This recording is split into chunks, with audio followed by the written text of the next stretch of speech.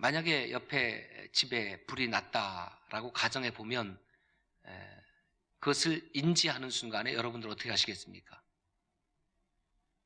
우리 생각이 이렇게 깊어요. 그냥 도망가면 되지. 옆에 불이 났어요. 그럼 어떻게 해야 돼요? 방문을 딱 걸어 잠그고 우리 집은 괜찮을 거야. 아무 일이 없을 거야. 아직은 우리 집에 불이 붙지 않았어. 내 집에 불이 옮겨 붙는 것은 시간 문제 아니겠습니까? 다시 한번 묻겠습니다. 옆집에 불이 났습니다. 어떻게 하시겠습니까? 도망가세요. 집 안에 가만히 계셔서 119에 전화하지 마시고 먼저 도망가신 다음에 전화하시는 거예요. 생각해 볼 겨를이 없습니다. 옆집에 불이 났으면 내 집에 옮겨 타는 것은 시간 문제요, 순식간에 일어나는 일이다. 그래서 어렸을 때에 학교에서 들었던 표가 이런 표가 있습니다. 꺼진 불도, 초등학교 이상의 학력 수준을 가지신 분들은 누구나 대답할 수 있는 표입니다. 꺼진 불도. 정말 진짜 귀한 말이에요. 그래서 산불이 진화되고 나면 다시 가서 보는 거예요. 왜냐하면 땅속에 그 불씨가 살아있는 경우도 있고, 그렇죠? 잿더미 속에서 다시 불이 재점화되는 경우도 있습니다. 다 껐다, 다 진압이 됐다. 그리고 나서 갔는데 다시 불이 나는 경우를 왕왕 볼 수가 있습니다. 왜 이런 말씀을 드리냐면 오늘 한국교회의 모습이 마치 옆집에서 불난 모습과도 유사하지 아니한가. 이단과 사이비가 건강한 교회를 파괴하고 성도들을 빼앗아 갈 때에 한국교회는 무방비였습니다. 우리 교회만은 안전할 거야. 우리 교회만은 문제없어. 이런 목회자들의, 이런 성도들의 아니라는 의식 때문에 수없이 많은 성도들을 이단과 사이비에 빼앗겼습니다. 그것이 지금 조국교회의 현실입니다. 옆에서 교회가 분열로 넘어지고 다툼 때문에 파괴되어도 괜찮아. 우리 교회는 괜찮아. 이렇게 생각을 했습니다. 사랑하는 여러분, 절대로 괜찮지 않습니다. 우리나라뿐만 아닙니까? 유럽이나 북미의 많은 교회들이 무너져가는 이유가 바로 이러한 안일한 생각 때문에 하나하나 무너져가고 교회가 술집이 되어가고 교회가 오락실로 바뀌어가고 있다는 것입니다. 우리 교회도 저는 예외가 아니라고 생각을 합니다. 왜 이렇게 교회가 오늘날 무기력하게 이단 사이비에 빼앗기고 그리고 분쟁 때문에 쓰러져 가게 되었을까? 그것은 교회가 교회의 본질을 잃어가고 있기 때문입니다. 여러분, 그리스도의 몸된 교회의 본질이 무엇이라고 생각하십니까? 그리스도의 몸된 교회의 본질은 하나님께 영광 돌리는 데 있습니다. 사람의 제일 되는 목적이 무엇이냐고 교리문답에서 묻죠. 제일 되는 목적은 하나님의 영광을 위해서. 그리스도의 몸된 교회의 가장 중요한 목적은 하나님께 오직 영광을 돌리는 데 있습니다. 오늘 우리 이렇게 찬송했습니다. 하늘의 영광, 하늘의 영광, 나의 맘속에 차고도 넘쳐. 하늘의 영광, 하늘의 영광이 저와 여러분들의 마음속에 차고 넘치기를 주님의 이름으로 축원합니다. 하늘의 영광이 차고 넘쳐야 되는데 그리스도의 몸된 교회에 하늘의 영광이 차고 넘치고 내 속에 하나님의 영광이 차고 넘쳐야 되는데 하나님의 영광이 온데간데 없고 사람의 영광으로 가득 찬 교회가, 사람의 영광만을 가득 받는 사람에게는 하나님의 영광이 자리할 곳이 없다라는 것입니다. 그리스도의 몸된 교회가 하나님의 영광을 돌리는데 실패하거나 그 영광을 돌리는데 집중하지 아니하고 딴짓을 할 때에 그 교회는 어김없이 쓰러져 간다는 것입니다. 영광을 다른 말로 하면 칭찬이다, 이렇게 말할 수가 있습니다. 옆 사람에게 한번 칭찬해 봅시다. 오늘따라 아름답습니다. 오늘따라 멋집니다. 시작.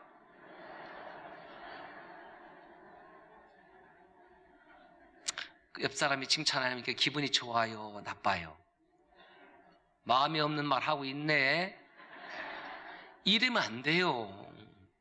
오늘따라 아름다우십니다. 그러면 권사님도 집사님도 아름다우세요. 오늘따라 멋지십니다. 그대도 멋지십니다. 그 얼마나 좋아요. 자, 보세요. 이렇게 칭찬을 들으면 참 마음이 기분이 좋지요. 그렇죠? 그런데 그 칭찬도 적당히 해야지 과하게 하면은 칭찬이 아니라 욕이 되는 겁니다. 하루 종일 오늘 예배당에서 볼 때마다 권사님 아름다우세요. 권사님 고우세요.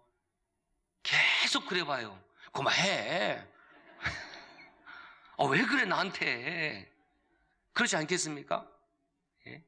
한 번 정도, 아니 2번 정도 하는 것은 칭찬일 수 있겠지만은 계속 칭찬하면은 칭찬이 아니라 욕이 되는 거예요. 무슨 말입니까? 우리가 받아야 될 칭찬과 우리가 들어가야 될 영광을 모른 채 그것을 넘어서 버리면 그것은 칭찬이 아니라 화가 된다라는 사실이에요. 우리는 이렇게 사실은 칭찬을 좋아합니다. 영광을 좋아합니다. 그러면 사람은 왜 이렇게 칭찬 또는 영광을 좋아할까? 2가지 이유가 있습니다. 첫 번째는 우리가 원래 하나님의 영광 안에서 창조되었기 때문에 그렇습니다. 하나님은 스스로 영광과 존귀를 받으시기에 합당하신 분이고 하나님은 스스로 영화로우신 분이십니다. 이사야서 42장 8절 말씀을 함께 읽습니다. 시작. 나는 여호와이니 이는 내 이름이라. 나는 내 영광을 다른 자에게 내 찬송을 우상에게 주지 아니하리라. 하나님은 하나님의 영광을 누구에게도 빼앗긴 적이 없습니다. 빼앗길 수가 없습니다. 아니 어느 피조물이라도 하나님의 영광을 하나님에게서 빼앗을 수 있는 피조물은 없습니다.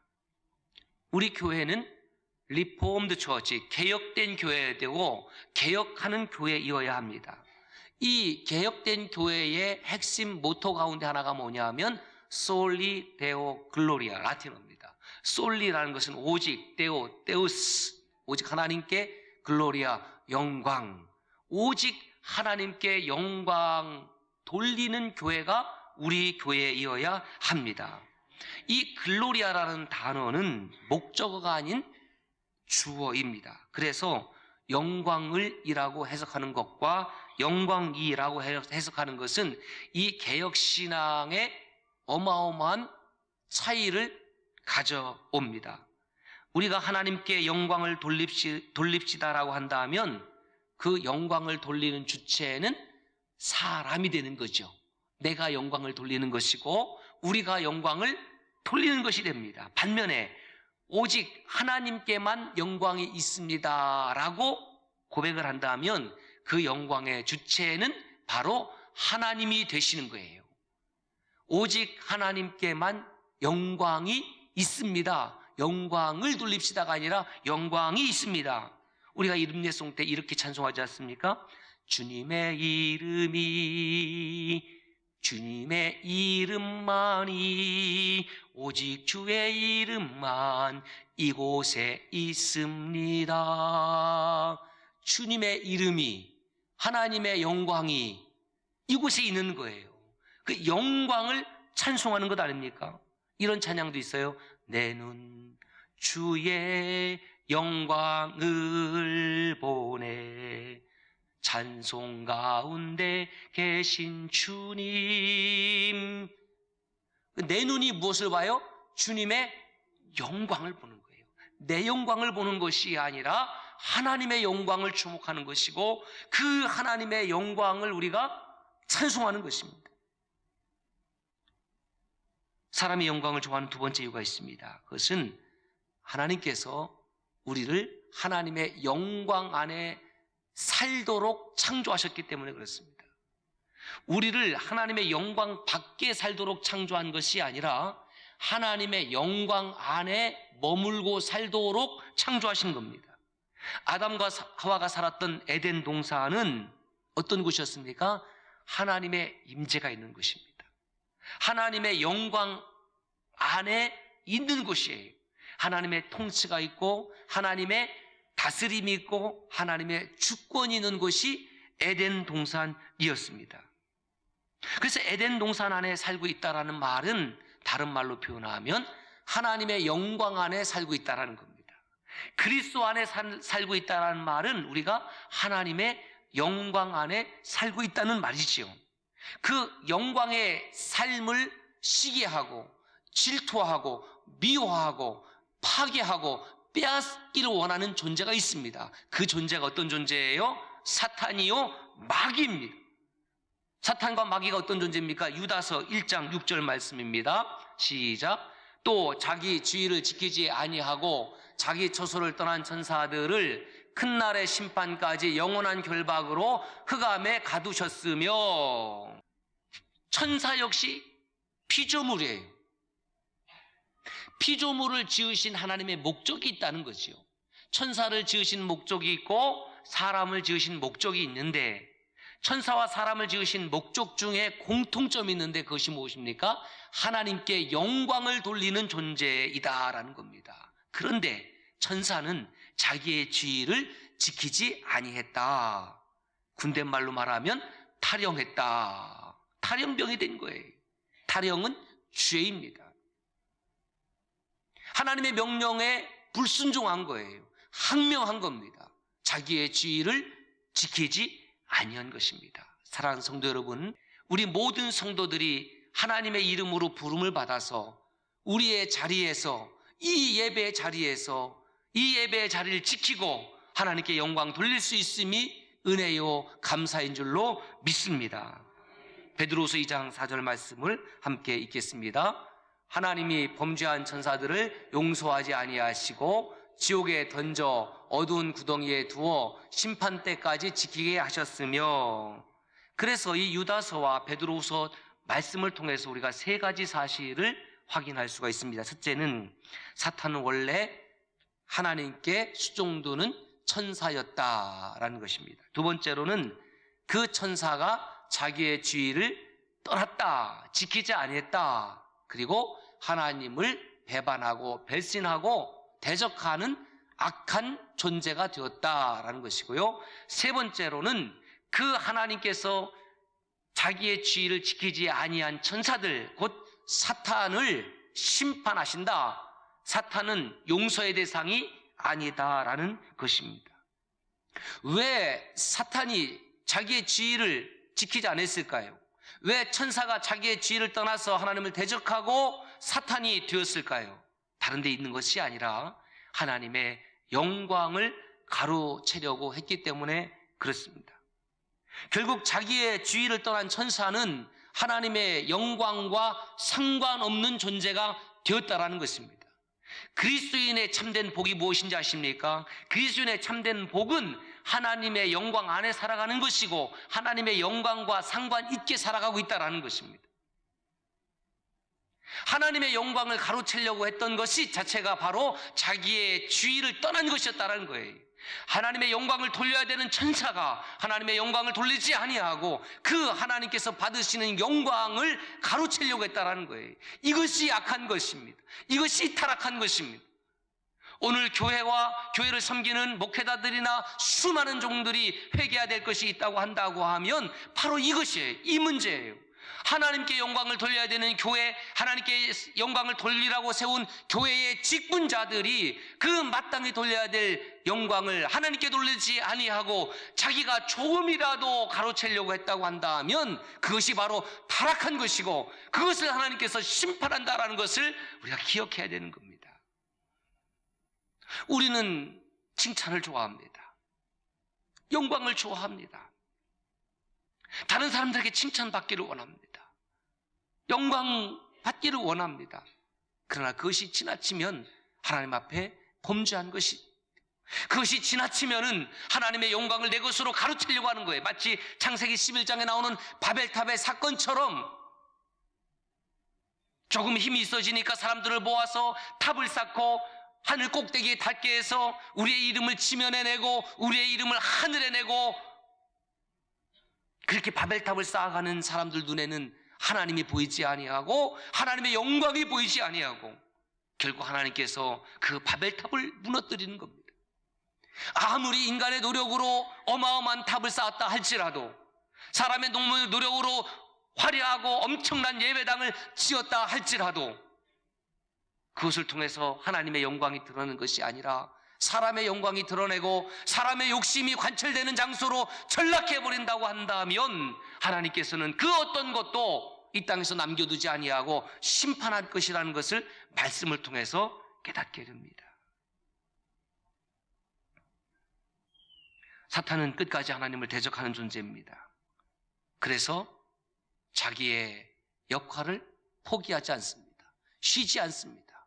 오늘도 사단 마귀는 우는 사자와 같이 두루 다니며 조국 대한민국의 어떤 교회일지 아니면 세계의 어떤 교회일지 모르겠지만은 파괴하고 노략질하고 분열시키고 찢으려고 노력하고 있다는 것을 성도들이 깨어 경성해서 파수꾼의 심정으로 그리스도의 몸된 이 교회를 함께 지켜나가기를 주의 이름으로 부탁을 드립니다. 하나님의 영광 안에 머물고 있던 아담과 하와, 사탄은 그냥 둘 리가 없습니다. 눈에 가십니다. 배 아픕니다. 시기가 납니다. 질투가 납니다. 그 영광의 자리를 빼앗기를 원하는 겁니다. 그래서 유혹합니다. 그 유혹의 방법이 무엇이냐? 그 영광의 자리에서 떠나라. 하나님의 영광 안에 사는 삶에서 네가 짐을 싸서 에덴 밖으로 나가라, 이런 방법이 아니라 네가 하나님같이 되어라. 네가 하나님의 영광을 차지해라. 이것이 사탄이 오늘 우리에게 주는 유혹의 방법임을 알아야 됩니다. 창세기 3장 5절 말씀을 보겠습니다. 시작. 너희가 그것을 먹는 날에는 너희 눈이 밝아져 하나님과 같이 되어 선악을 알 줄 하나님이 아심이라. 여러분, 하나님과 같이 된다는 말은 무엇입니까?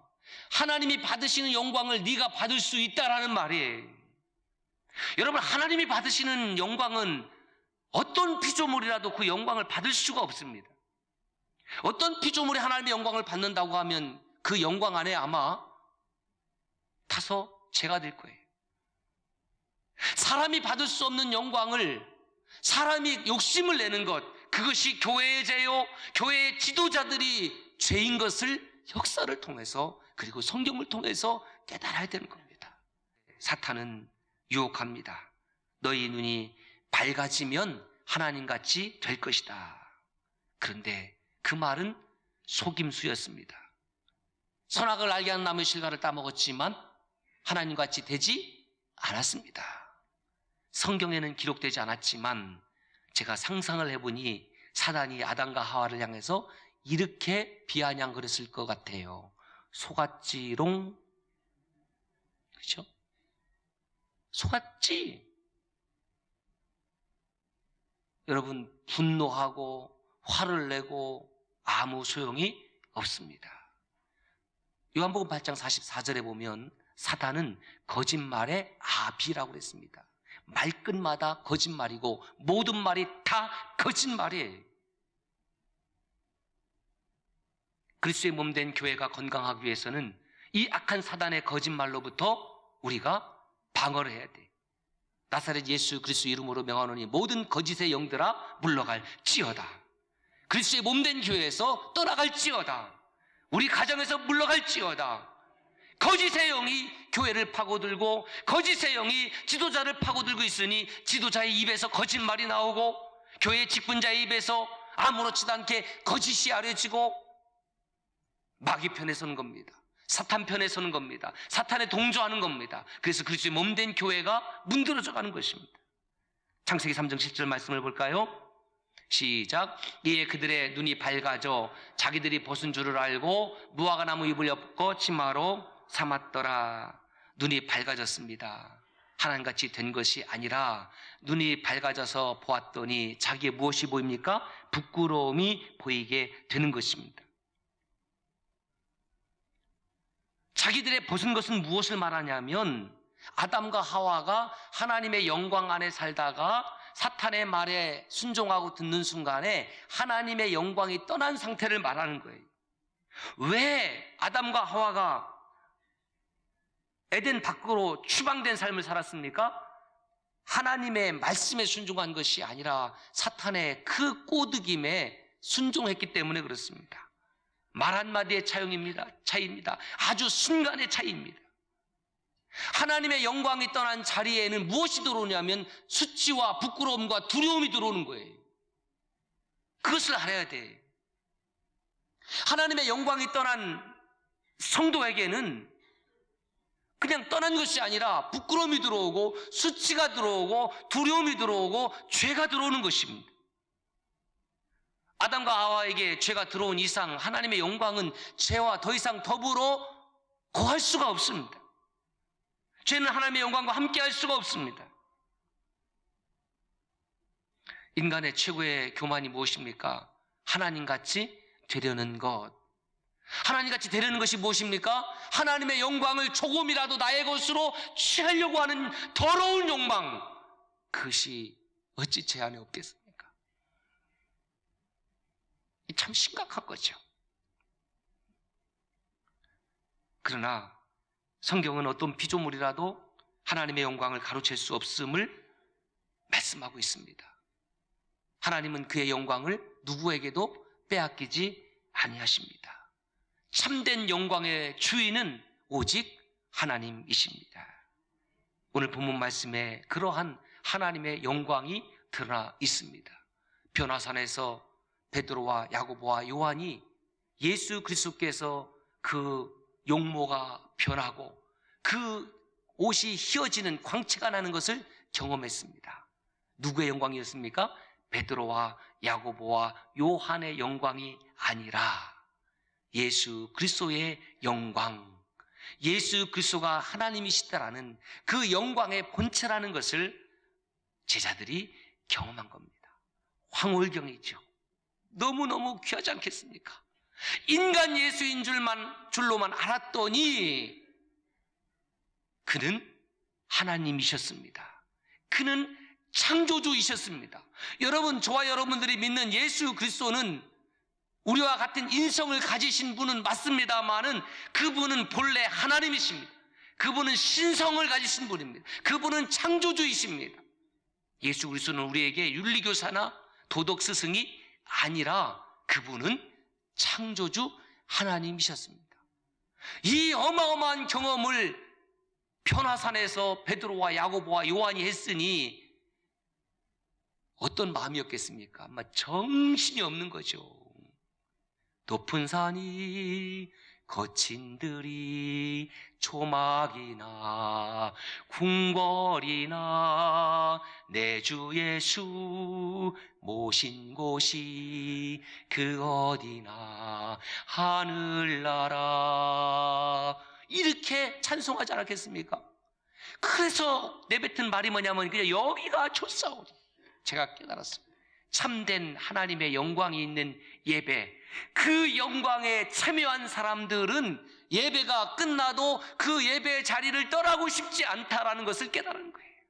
이야, 예배가 더 드려지고 싶다. 찬송이 더 듣고 싶다. 하나님의 말씀이 더 듣고 싶다. 이 영광의 자리를 떠나고 싶지 않다. 할렐루야. 베드로와 야고보와 요한이 변화산에서 그것을 경험한 거예요. 사랑하는 귀한 여러분, 우리가 드려지는 매주일의 예배, 또 새벽기도, 3일 예배를 통해서 그러한 영광의 체험, 그러한 하나님의 은혜의 체험이 쏟아질 수 있기를 주의 이름으로 축복합니다. 베드로와 야고보와 요한이 변화산에 올라가서 체험한 것이 무엇이었습니까? 영광. 누구의 영광? 나의 영광이 아니라 하나님의 영광이었다라는 것입니다. 그래 여러분, 오늘 우리 교회 안에 부족한 것이 무엇입니까? 우리가 물질이 부족합니까? 사람이 없습니까? 목회자가 없습니까? 장로님이 안 계십니까? 권사님이 안 계십니까? 집사님이 안 계십니까?